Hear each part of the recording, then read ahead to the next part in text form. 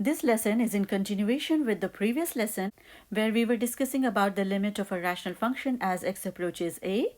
Now before we continue from where we left off the previous lesson, it's important to know what are infinite limits. So let's first focus on this topic. So for that I'm going to take an example of a simple rational function defined as 1 over x. And it's easy to see that this function is not defined at x is equal to 0. That is, when x is equal to 0, this function takes the form 1 over 0 and which is not defined. Suppose we have to find out the limit of this rational function as x approaches 0 if it exists. Now if we have understood the previous lesson well, we must note three things in this regard.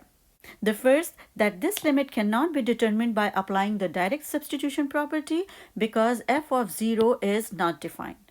Now because the limit of the denominator, that is x of this rational function, as x approaches 0 comes out to be 0, which means we cannot even apply the quotient law in order to determine this limit. That's the second thing. The third thing is that in order to determine this limit, we cannot get rid of this x from the denominator because we don't have x present in the numerator as well.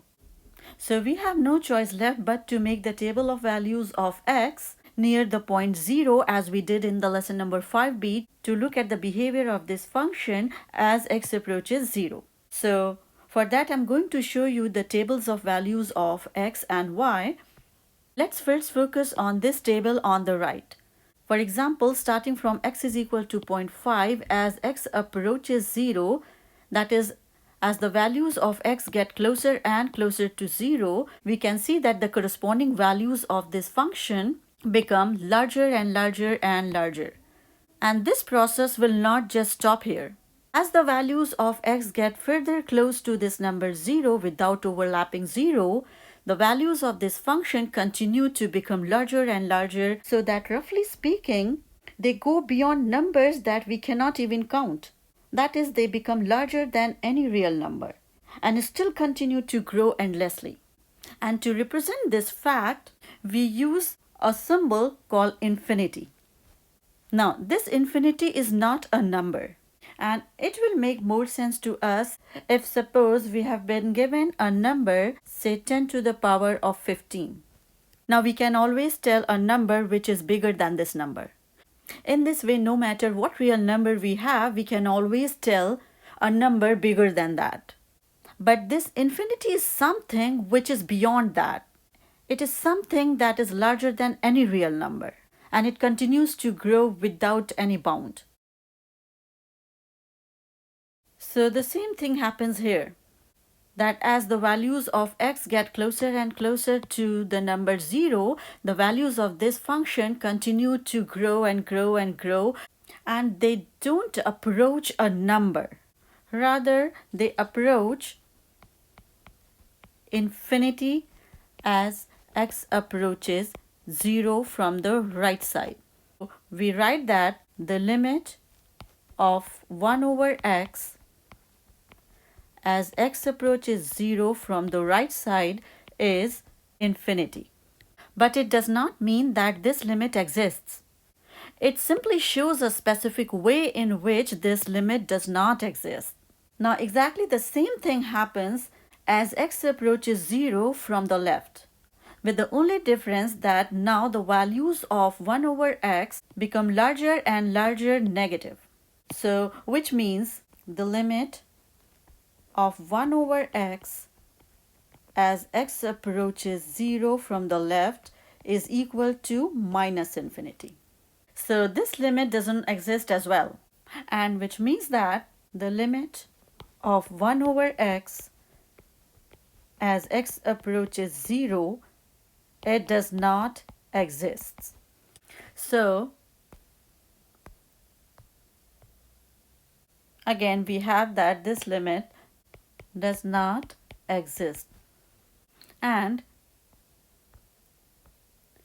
these limits are called infinite limits. So did you notice that infinite limits occurred for this function for the point at which the denominator of this function is 0 but the numerator isn't. So, in general, for a polynomial function,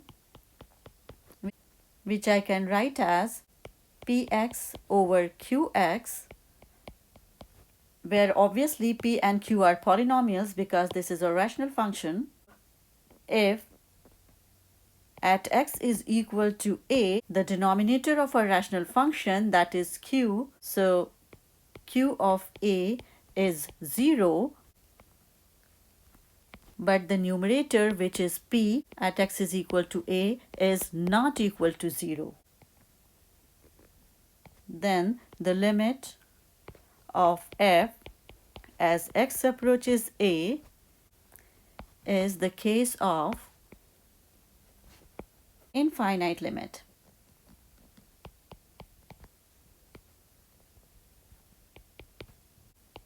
Although it's a case of infinite limit, it's important to look at the left-hand side limit of a rational function as well as the right-hand side limit of a rational function as x approaches a, as we did in the case of 1 over x.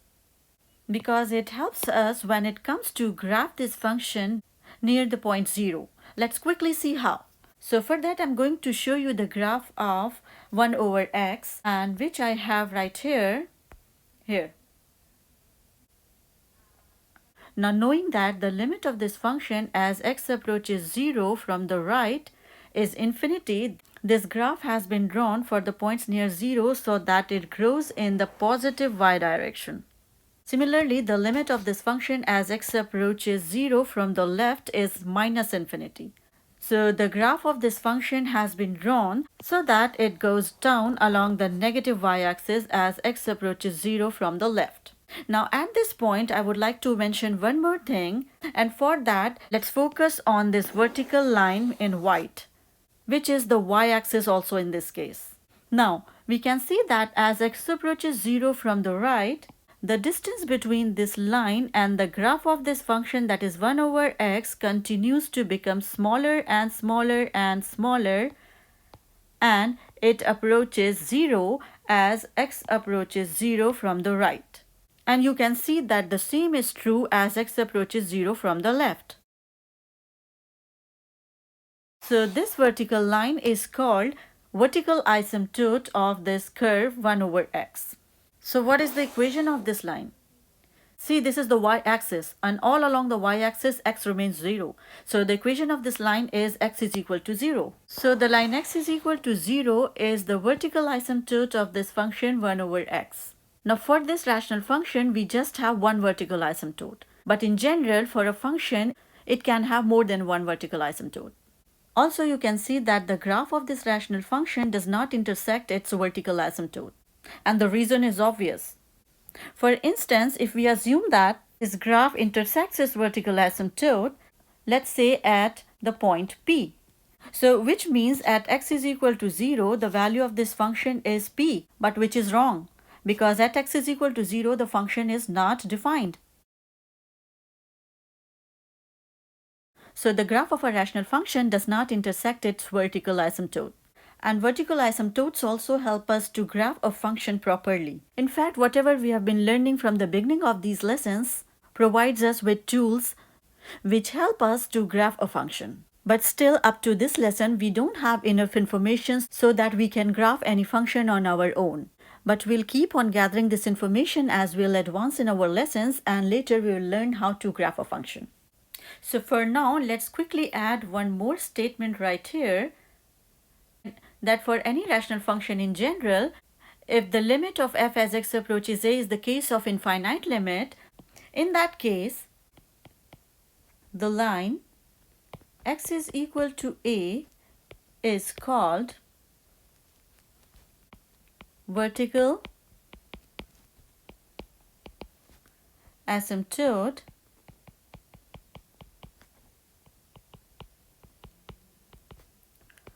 of the function f.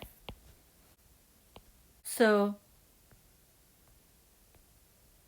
this is about infinite limits and vertical asymptote for now. And in our next clip, we'll continue from where we left off the previous lesson.